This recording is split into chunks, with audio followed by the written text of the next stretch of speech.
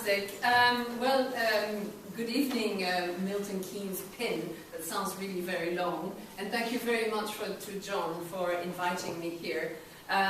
He took quite a risk because it's only the second time I'm doing this presentation. So bear with me. I'm hoping to inspire you.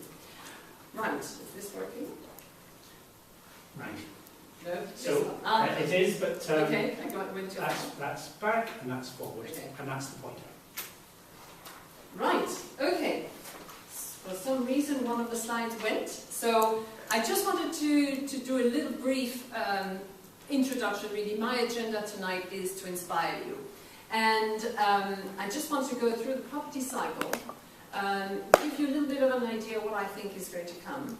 And then sort of come in with the magic. To me, property investing is, wow, that gets me going, right? And I just want to give you a little bit of the recipe, what I think is really important. And then give you some case studies on what I've done up to now. And in the middle of that, I'm also going to tell you something about who I am, really. Right, property boom. Any ideas? Does anyone think it's going to be a boom soon? Hands up if you think like me. I think we're way overdue to prices rising. And in any case, in my area, Cambridge, prices have gone up tremendously. And I personally invest in Peterborough, and prices there have gone up by 10,000 at least. And I'm talking about just 3 or 4 bedroom houses. So, there you are. Are prices increasing? Yes. Is it a good time to invest? What do you think? Yes? No? Always. Always. Excellent, yeah. The right answer, of course, it's never too late to invest, but really you need to invest now. And I think it's really driven by London because of the foreign investment.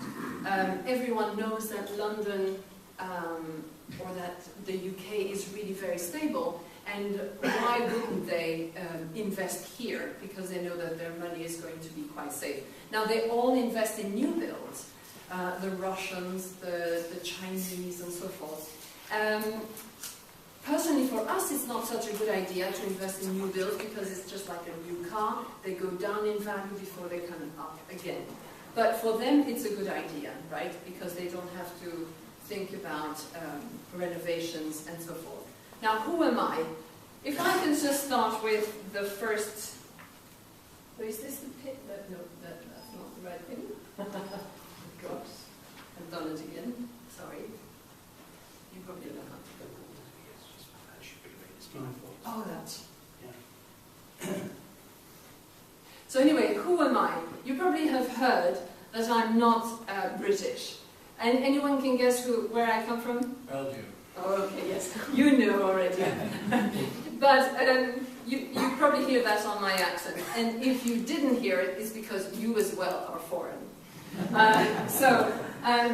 I studied as a dietitian, but really I did a few consultations with people who needed to lose weight, and I thought, oh, this is really not for me. I was then a flight attendant. That's where I met my husband, got married, stayed in Spain, had 2 children. And then basically I came here and became a translator and a market researcher. But really in front of a computer all day long was not something I wanted to continue doing. And then I heard about property, investing and so forth, and I thought, oh, this might be for me. And then became a course junkie because all courses, I've done them all, I think. But I believe in education, and most of the time I spend listening to self-development tapes in my car. Well, not tapes anymore, they're really CDs or DVDs and so forth. Right.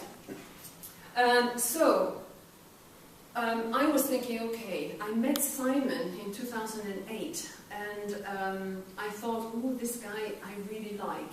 Simon Zucchi is the founder of PIN, and I liked him because I call him my ethical guru, if you like. And during the mastermind, I found out that really I could make this a business. And I thought, ooh, I'm not business-minded, I come from a medical family. So this was all new to me, but I got it in a big way. Full-time investor from 2011. And now I've got the great honor to be the Cambridge PIN host which I really think is great. It's almost a year now. And what I'm really believe in is that you need to spread the message, because pensions are not going to be there in 20 years or 30 years, or they're going to be shrunk so much that you can't live on them. So there you are. For me, it's magical, right, property. And for 3 reasons, these are the magic ingredients, and I'm going to just briefly talk about them. There's leverage, you've got inflation, and why is inflation got to do with property? But you'll find out just in a second. And then, of course, time. This is not something get rich quick. Well, I suppose some people haven't got rich very quickly by doing something amazing, but it's not because it just happened. They've had this training, and then they found the right opportunity that gave them quite a bit of money from it, perhaps. Anyway, leverage, what is it? And I found this definition: technique to multiply gains. So what can you leverage? The most amazing thing about property is that the bank will lend you most of the amount of the purchase. If the bank lends you 75%, 80%, I even got mortgages where they lend me 85%, they're probably going to come back sometime. But really, if you go to the bank and you say, I want some money to buy a beautiful 16th century picture or something, they're not going to say, yes, oh yes, go ahead. But they will in property. Commercial as well. This is not commercial, I don't know too much, but about residential, they're really happy to do that. And of course, you can also leverage your tenants, because your tenants are going to pay your mortgage. This is quite powerful, because when you look at a purchase of a property, you do need to make sure that you're going to have an income sufficient to be able to pay your mortgage, your service charges if they're flats. I don't really recommend too many flats. I think service charges are far too high. So that's really important. And you can also leverage people, right? Why do the work yourself when you can delegate it to someone else who is more qualified, who has more time, who is cheaper? So that's really important. And then inflation. Now, of course, inflation is there. Goods are going to increase. I just heard that the inflation rates in the UK are now below 2%. That's amazing. But they're probably not going to stay like that. And why is it good in property? Because the money is going to devalue, if you like, in value. Your debt also is going to be eroded. And isn't that powerful? So you've got a mortgage of 100,000 and you put in a deposit, 30, 40,000. That 100,000, who knows, in 30 years' time, that will probably be worth your salary, a month's salary or something like that. So if, as an investor, we only have interest-only mortgages, this means that our debt, with time, is going to be completely eroded. So don't pay back that debt, I think, personally. Anyway, that's not my way of looking at it. And of course, property prices, historically, will double every 10 years. But even if they don't double every 10 years, even if it's only 15 years, I don't know too many people who can save that amount of money. If I buy a house of 100,000, and I'm just thinking small here, if I earn 100,000 within the 10 years, I'm quite happy. I wouldn't have been able to save that money if I had left it in the bank. And it would have lost quite a lot because of inflation. Of course, time. I don't need to explain time. You all know what it is. But it's important because of the type of strategies you want to apply to buying. So your profit is made, it's either well, it's definitely when you buy, right? You have to buy below market value, because if anything happens, then at least if you need to sell, you can sell without losing. However, having said that, I think that there are some things that you can buy which are very well located and you are never going to have a problem renting them out. then you can go closer to the asking price. But of course it all depends what terms you agree, right? Now, Help to Buy scheme, I'm not going to say too much about that, but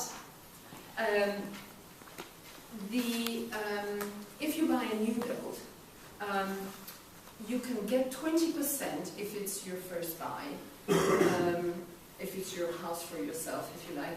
You can get 20% that the government is going to lend you. And I think it's really interesting because, yes, they're going to give you interest-free for 5 years on 20%, but you are going to have to repay 20% of the value it will have in the future when you sell it. So imagine that the house from 100,000 increases to 200,000, and that the government lent you 20%, well, you are going to have to pay them 40,000, right? So I think this is very interesting because the government is now joint venturing with you to get a good return on their money. Right, now I believe in the win-win model, and I know it's quite cliche, but every house that I've bought is a story. And I just wanted to give you a few ideas on things that I have done, which was a story. Now this house here, it's the tiny flat on the top of the left-hand house on the second floor. This was a studio flat which I bought for 115,000. It was valued at 147. But in this case, it was an opera singer. He wanted to go back to Barcelona, where his father was quite critically ill, and he wanted to look after him.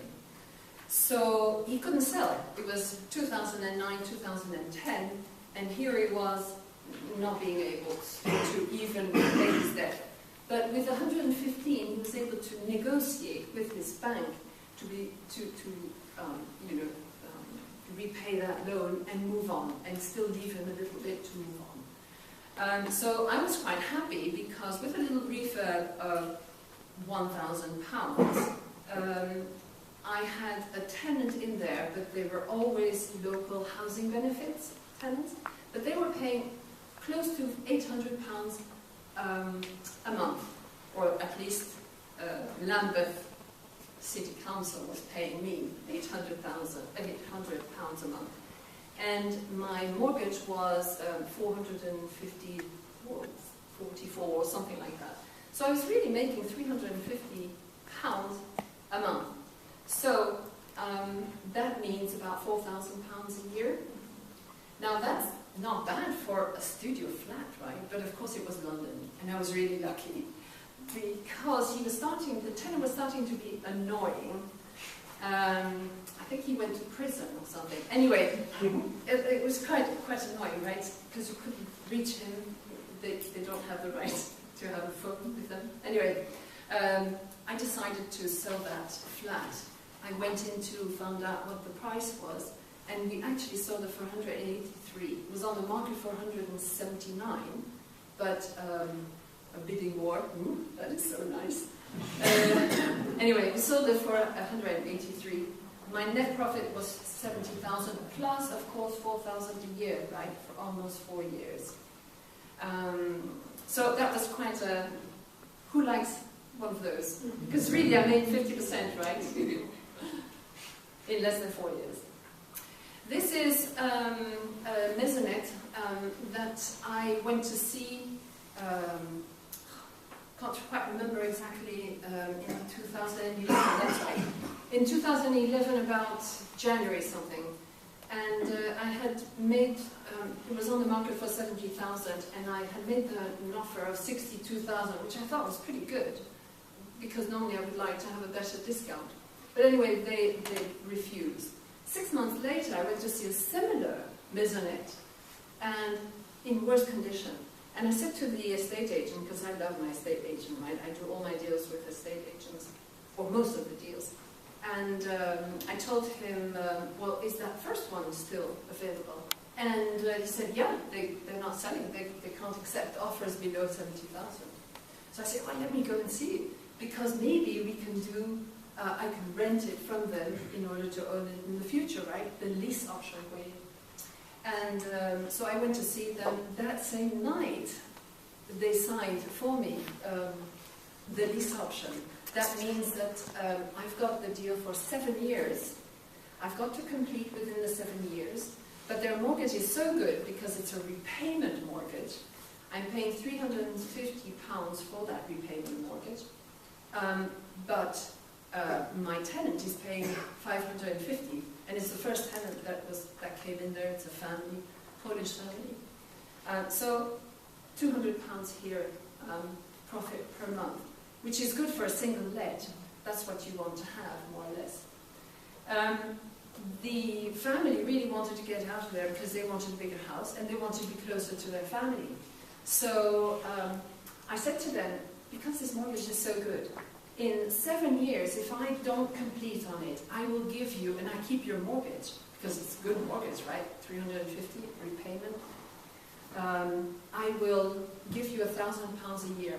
Well, actually, this young couple wants me to keep the house for another period, because every year they will get £1,000. I don't mind giving them something back. That's what I like about this, is that I've been able to help them. They're helping me by £2,000 a year. And I have that facility that if I want to, I can just continue on renting this. So, who wants one of those? Easy, right? You know it didn't cost me anything, or hardly, because they actually paid half the estate agent's fees, and which I negotiated down from 2,000 to 1,000, and then they paid their legal fees, because usually in this type of deal, the buyer, like me, would pay the legal fees as well. So that's very small deal. This was on the market for 49,000. It was previously bought for 78,000. That's why you need to do a little bit of due diligence, finding out what's paid before and so forth. Anyway, there's a problem with the title deeds. Not with the deeds itself, but with the plan. And I had the misfortune, when I was reading the paperwork of the legals, I thought, well, this is not exactly the flat I'm buying. It was showing another flat. And I made them aware of that. This has allowed me to buy this flat at 23,000. It's a two-bedroom flat, right? It's in Leeds. The LHA, the housing benefit rate for a two-bedroom in Leeds is close to 550, I think. So can't go too much wrong with paying at 23,000, right? But I didn't have the funds at that time. So I got someone to help me. They lent me 25,000. They lent me more than the amount that was owed on the flat to complete it. And I give them 12% a year, which is 250 per month. And once I complete on it, they'll get 13% of the profit share. So this was repossession. So it's all different, right? They're all stories, which makes it really nice because, well, for me anyway, I can help now to accommodate housing benefit tenants in a nice flat. There wasn't anything wrong with it. Now, Deer Valley Road, this was a very nice house, and this was my first lease option. So 4 years ago, I didn't know anything about the rent-to-own strategy, and I saw this house and I thought, ooh, 2009, of course, all the property prices had gone down. So this was bought 200,000 by the owners. 3 years later, it's 2009. The value had gone down to 145,000. Now, don't forget that new builds will reduce in price, right? Hardly ever have I seen that they go up. But I could be wrong with that. Now, this is a very high repayment, 1,100 per month, because it's a repayment. And I did not want to get into problems with the lender, so I just left it as it is. I'm just paying it. But now, the mortgage, that was the mortgage value, by the way. 2 mortgages, one secured on the other one. But they were 10 days from eviction. So I had to negotiate with a lender. Good learning curve because it's quite fun. £14,000 of arrears, and they allowed me to pay £7,000 and then cut the eviction. And of course that £7,000 comes down from the price. So now the house, I think the mortgage is only about £108,000. So there you are. These people then have been able to move on. They've got another house that they're renting. I think that there's a problem with this couple because they do get into debt.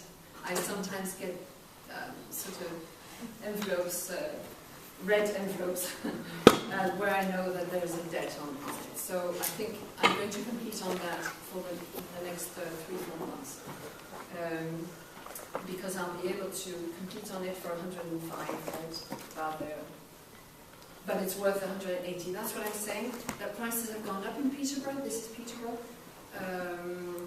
In this case, 30,000. That's the price now.